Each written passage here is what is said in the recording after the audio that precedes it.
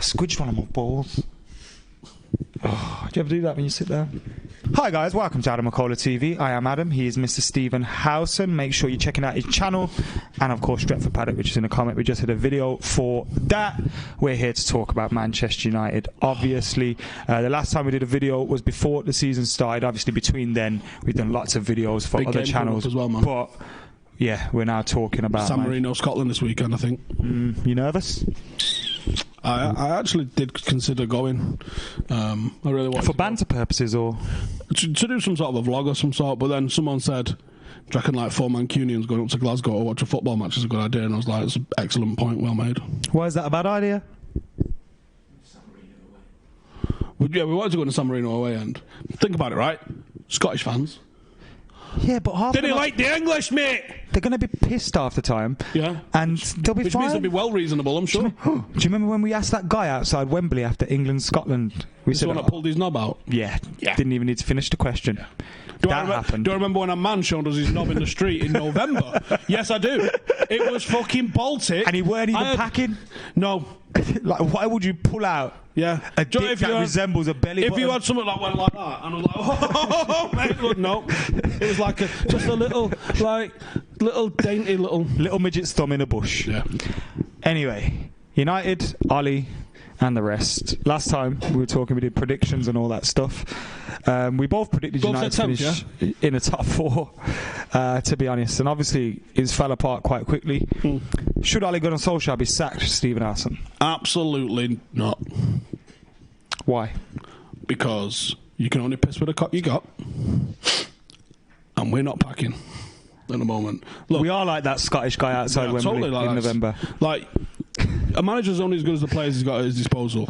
We didn't have a full 11 to kick the season off, and then we lost like 4 key players. Our best defender, Wan-Bissaka. Our best midfielder, Paul Pogba. Our best striker, Tony Marshall. All right, cool. City used to fall apart when Company got injured for a week. How are you expecting this Manchester United team, over-reliant on 21 and 22-year-olds in McTominay and Rashford, over-reliant on brand-new signings that got a bed in? There's just simply not enough quality in the squad. There isn't really any quality, and obviously there's a lot of younger players, and people will use this chance to say, you wanted to see the younger players playing, now they're playing, but they need time, don't they? Yeah, they do need time. They need time to bed in. They need, we wanted to see younger players complementing good signings, and Axel Tuanzebe is one very good example of how that can work. I think you're going to see. I thought Brandon Williams is the fact that he made his debut 2 weeks ago. He's forced his way into the starting 11, played the second half in the cup, gets a full start in Europe, makes his way to the bench. That is someone that has progressed themselves into contention. And I've been saying for months, man, there's no way Ashley Young is better in training than Williams and Laird. And I'm hoping the management are starting to actually. See, we touched on this a little bit earlier on the podcast when we were speaking, and I was saying to you, Ollie, I agree with what you say. It's difficult to do much with the team that we have and the squad that we have, and any manager needs time. We were keen to give Mourinho time, we were keen to give Van Gaal time, we were keen to give Moyes time. You have to be keen to give this guy. No, we were. From my perspective, I always felt that everybody. Yeah, but this is October, bruv.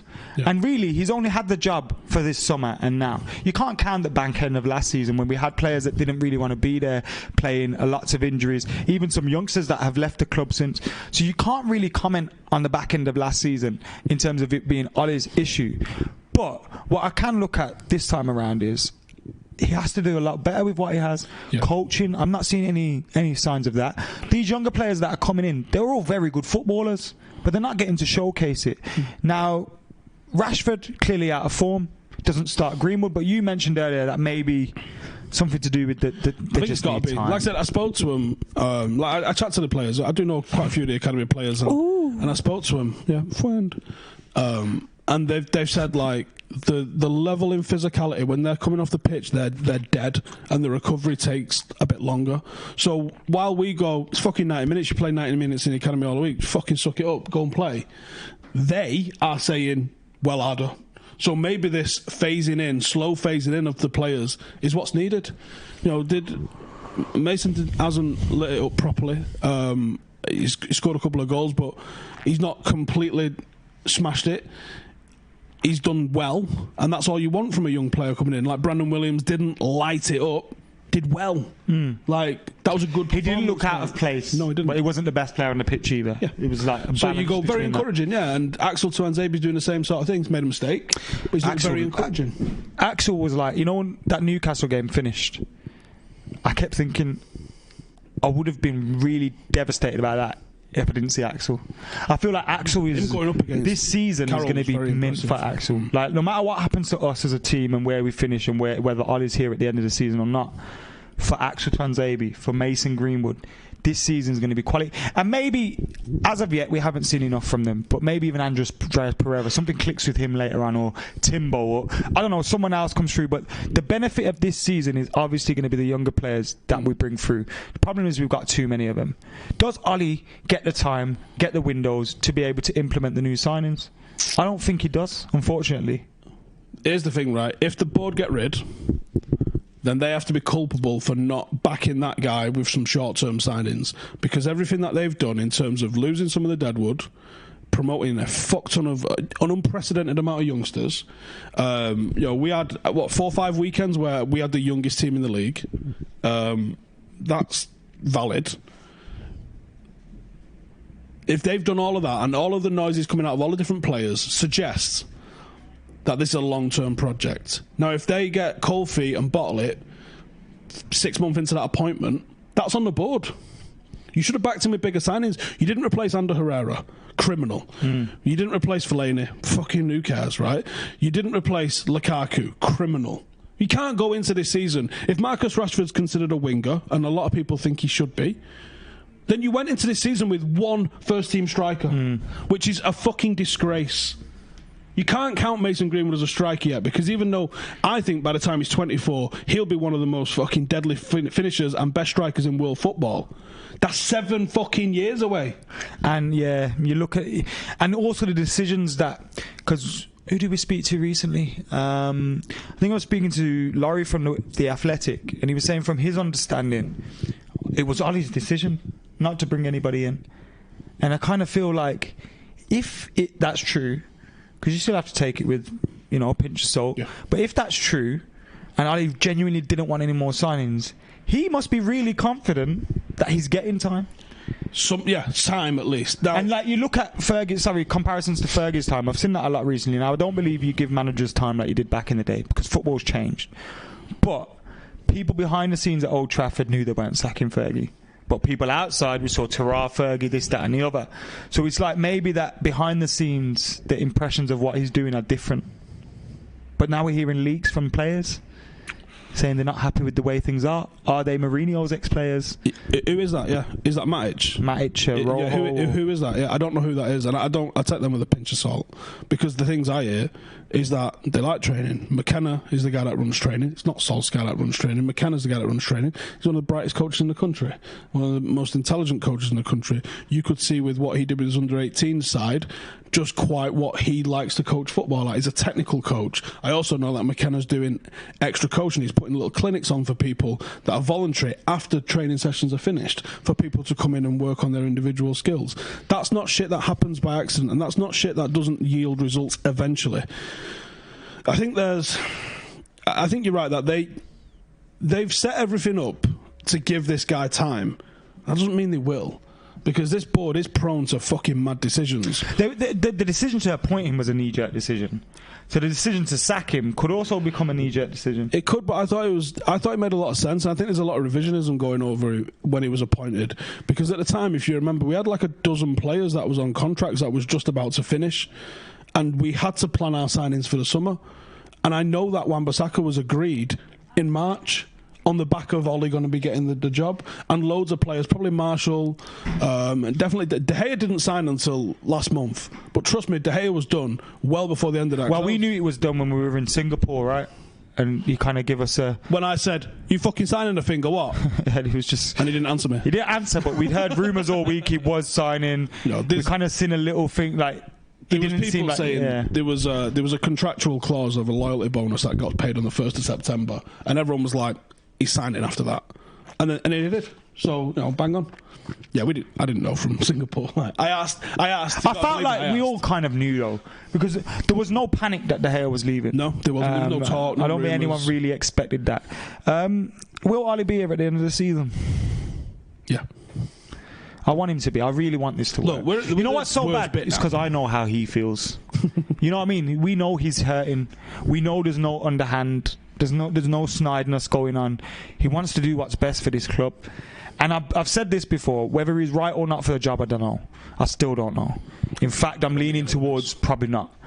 But what he will do is he'll leave the club in a better position for the next manager. 100%. This needed to happen. We need to go through this painful year. We needed to get rid of all these players. Getting Sanchez off the wage bill and readdressing the balance of wages within the squad was probably so much more important than we thought, because people go, who gives a fuck what other players on? Players do, and agents do, because that's how they represent their 100% Sanchez's wages affected everyone. Yeah. Herrera, and not Pogba, just, and it's not just does it affect the players at the club. And I think the biggest indicator that Pogba wants out is that he's gone, I want paying 600k a week. That's him basically almost like Dybala. Just like, you got to pay me some, knowing that we'll say no, and they'll be like, oh, well, I guess I'll leave then. But when the club goes to go and speak to someone, anybody, and they go, we would like to bring you in, and they go, well, I would like 300 grand a week, and they go, and we go, you're fucking mad, you're not worth 300 grand a week. He goes, you're paying Sanchez twice that, and we go, yeah, that's all point. It's true. There's nothing you can say to that. You're like, yeah. I think ultimately there's a lot that needs to be changing at the club, and it is changing, and it's just hard to decipher what we're seeing on the pitch, whether that's part of the teething pain, I just wish I could see more evidence of coaching and training. Yeah, just something to change in the tactics at the start of a game, because he's very slow with subs, isn't he? Yeah. Does he think everyone needs a minute like him? That's what she said. I think if I could just see him revert back to that 4-3-3 that was so effective, but it was so effective because you had Matic, Pogba and Herrera. There's nobody close to Herrera. Can Jimmy Garner do it? Maybe, but not at 18. Again, you don't want to rush these guys. You don't want to destroy them. It's like Tahith Chong had not even bad, he had an underwhelming 2 games when he first started. People were slating him, saying, what is all this hype about? This guy's crap, this guy's this guy's that. It's like you just wanted him to... No, but people want them to play, want them to start, and then when they do, and when we do play youngsters, they complain. The ones that was knocking on the door was Mason Greenwood, and rightly so, Axel. Angel Gomez and Axel. I was hopeful. Andreas and Timbo from the previous one. The previous class. I was hopeful Laird, Williams and Levitt would get an opportunity, but they're not knocking on the door the same way Angel and Mason have been, and probably Jimmy Garner is as well.